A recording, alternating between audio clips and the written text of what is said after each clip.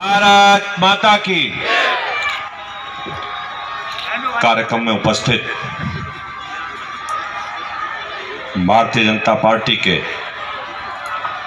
यशस्वी जिलाध्यक्ष श्री विमल शर्मा जी, कार्यक्रम में उपस्थित भारतीय जनता पार्टी के नगर अध्यक्ष श्री राजीव जैन जी, कार्यक्रम में उपस्थित हम सबके बड़े, हम सबके गार्जियन बाबू सूर्यदेव त्यागी जी, और कार्यक्रम में इस कार्यक्रम का जो आज का आयोजन है उसके करने वाले नगर की चेयरमैन सबीला बेगम जी, उनके पति निजाम अंसारी जी, हमारे बड़े भाई ऐनुद्दीन शाह जी, भाजपा के पूर्व मंडल अध्यक्ष विनोद जैन जी, सुशील जी, मंगू जी, अनुज जी, पंकज जी, पंकज टाली जी, ऋषभ जैन जी और सभी प्रशासनिक अधिकारी, हमारे सत्यप्रकाश एडीएम साहब, बहुत अच्छी व्यवस्था करी ऐसे एसडीएम साहब, उनकी पूरी टीम को बहुत बहुत बधाई, तहसीलदार साहब और यहाँ बैठे हुए सभी। मैं सबके नाम, बहुत अधिक लोगों के नाम जानता हूँ, ले भी सकता हूँ लेकिन बहुत लंबा समय लगेगा। नगर से और नगर के बाहर से आए हुए सभी बहुत सम्मानित महानुभाव, माता और बहनें, प्यारे बच्चों और पत्रकार बंधुओं, मैं बधाई देता हूँ आपको कि 7 दिन चलने वाले मेले के लिए। जैसा कि अभी जिलाध्यक्ष जी ने भी बताया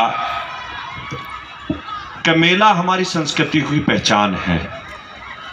मेला आज से नहीं, मेला मुद्दत से पीढ़ियों दर पीढ़ियों दर चलता आ रहा है और सरकार की यही प्राथमिकता है कि जो हमारी संस्कृति विलुप्त होती जा रही थी, जो हमारे बच्चों को जिनसे संस्कार मिलते वो विलुप्त होते जा रहे थे, उन्हें दोबारा से जागृत किया जाए।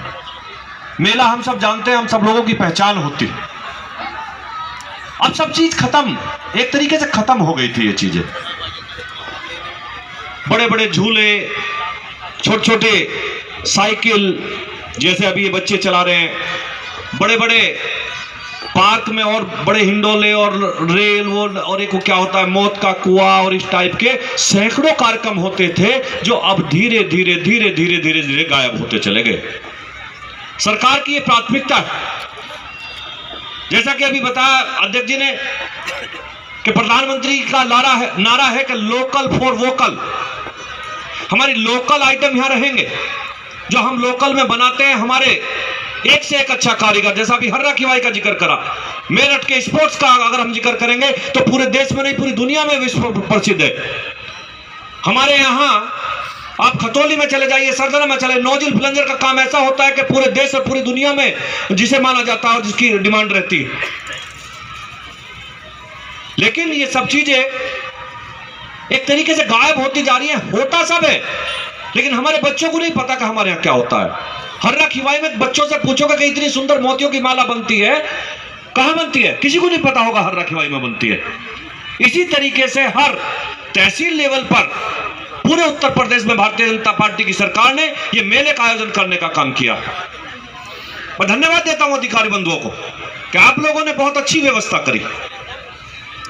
मैं बधाई देता हूं यहां के चेयरमैन साहिबा को कि आपने उसमें लगन से लगकर काम करने का काम किया। पूरी टीम जिस तरीके से लगन से काम कर रही है, और मैं जैसे ही सच्चाई ये है कि मैं जब आ रहा था तो ये कल्पना मेरे दिमाग में नहीं थी। मेले की कल्पना, जैसे कहीं आदमी जाता है तो कल्पना होती है कैसा कार्यक्रम होगा, कैसा क्या होगा, कैसा क्या होगा। मैं बधाई देता हूं एसडीएम साहब, एडीएम साहब, आपकी टीम को कि ये कल्पना मेरे मन में नहीं थी कि आप इतना अच्छा कार्यक्रम कर रहे हैं। आपने अच्छा कार्यक्रम किया, सरकार की मंशा के अनुरूप आपने कार्यक्रम किया और कोई फॉर्मेलिटी पूरी नहीं। अक्सर होता क्या है सरकारी कार्यक्रम, आने भाई आप भी जानते हैं कि सरकारी कार्यक्रम को हमेशा फॉर्मेलिटी बनाकर रख देते हैं लोग। कागजों में सरकारी कार्यक्रम होते थे। मैं हमेशा पिछले 5 साल होने जा रहे हैं मैं शादियों के जो बच्चों की सामूहिक विवाह कार्यक्रम का सरकार का कार्यक्रम होता है, मैं पिछले भी 5 साल विधायक रहा, अपने दिल पर हाथ रख के देखो, मैं वैसे नहीं करा किसी सरकार की, मैं कोई आलोचना करने, कोई राजनीतिक मंच नहीं आलोचना करने खड़ा नहीं हुआ हूं। क्या एक कार्यक्रम कोई ऐसा हुआ कि जिसमें सामूहिक बच्चों की शादी हुई हो? कभी एक बता दीजिए। लेकिन मैं गारंटी से कहता हूं कि मैं सरगना विधानसभा में भी करीब 25 कार्यक्रम में जा चुका हूं जिसमें सैकड़ों गरीब बच्चियों की शादी हुई है, सैकड़ों गरीब बच्चों की। और ऐसा नहीं, मुस्लिम बच्चे भी उसमें, हिंदू बच्चे भी हैं।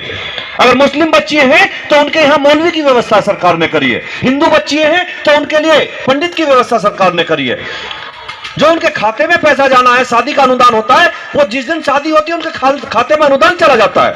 उनका जो दहेज का सामान होता है वो साथ के साथ मौके पे दिया जाता है।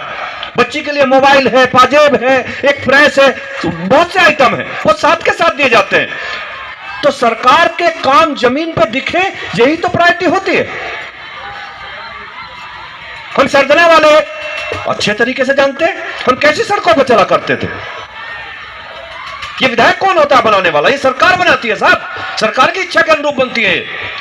इतनी अच्छी सड़क हमारे सरगना में बनी है, बहुत लोग आते हैं, दिल्ली से भी आते हैं। मैं अभी पंकज चाली जी के यहाँ एक कार्यक्रम था, उसमें गया था, तो दिल्ली से लोग आए हुए थे, तो वो हंसते ईमानदार से कहते कि विधायक जी हमारे तो दिल्ली में ऐसी सड़क नहीं जैसी सरगना में बन गई है। मैंने कहा तुम कार से आए हो, अगर सरगना की एसी बसों में चलोगे तो ये भी कहोगे कि दिल्ली में ऐसी बसें नहीं है जैसी सरगना में चलती हैं। सरगना अकेला कस्बा उत्तर प्रदेश में जिसमें ऐसी बसें चलती हैं। मैं अक्सर करता हूं इस काम को, सुबह के टाइम, शाम के टाइम में कस्बे में घूमता हूं। अभी भी मैं आया तो मैंने एसडीएम साहब को फोन कराया, पूछे कितने बजे आना है, कि 6:30 बजे। मैं 6:30 बजे पहुंच जाऊंगा, आधे घंटे का समय मेरे पास है। तो मैं अभी चौपले में उतर कर वहां से पैदल फिर दुकान वालों से मिलता हुआ आया। मैं सभी ठेली वाले, पटरी वाले, दुकान वालों से मिलता हुआ, मैंने हर आदमी से पूछा बताइए क्या दिक्कत है, जो मैं अक्सर पूछता हूं, हफ्ते में 1-2 बार जरूर करता हूं इस काम को। हर ठेली वाले ने, हर पटरी वाले ने एक ही बात कही कि विधायक जी पिछले 5, 7, 10 साल से हमें कस्बे में दिक्कत ही कोई नहीं है। मैंने कहा क्यों? कि सबसे बड़ी बात तो ये हुई है कि इस कस्बे से गुंडागर्दी का खात्मा हो गया, और कोई भी काम करने वाला, ठेली वाला, पटरी वाला, व्यापारी, वो हिंदू हो या मुसलमान, किसी भी कीमत पर गुंडागर्दी को ना पसंद करता है ना चाहता है। गुंडे तो चंद होते हैं, गुंडे होते हैं। जैसा अभी पहले कहा कि गुंडे भागे, अरे चंद गुंडे थे भागे, वो चंद गुंडे ही तो कस्बे का माहौल बिगाड़ने का काम करते थे। और मैंने तो जब पहली बार चुनाव लड़ा था तो मैंने कहा था कि मैं कुछ करूं या ना करूं, इस कस्बे से गुंडागर्दी को जमीन से खत्म करके रख दूंगा, ये मेरी पहली प्रायोरिटी है।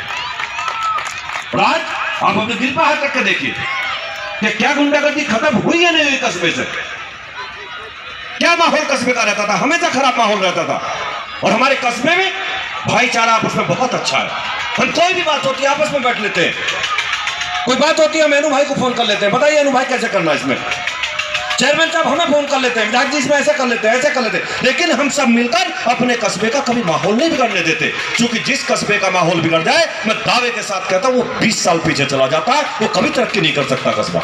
आज आप बाजार में चले जाइए, मेरठ से अच्छे शोरूम कपड़े के, जूते के हमारे कस्बे में आपको मिलेंगे। उसका कारण केवल यही है कि हर व्यापारी को विश्वास जमा है कि मैं यहां सुरक्षित हूं, मेरा व्यापार सुरक्षित है, मैं जो पैसा लगा रहा हूं वो मेरा सुरक्षित है, इसलिए उसमें भरोसा जमा है। नहीं तो आप भी जानते थे व्यापारी की क्या स्थिति कस्बे में होती थी। बिजली कितनी अच्छी आती है सरकार, मैं फिर कहता हूं ये सरकार की तो देन होती है, सरकार की मंशा के हिसाब से होती है।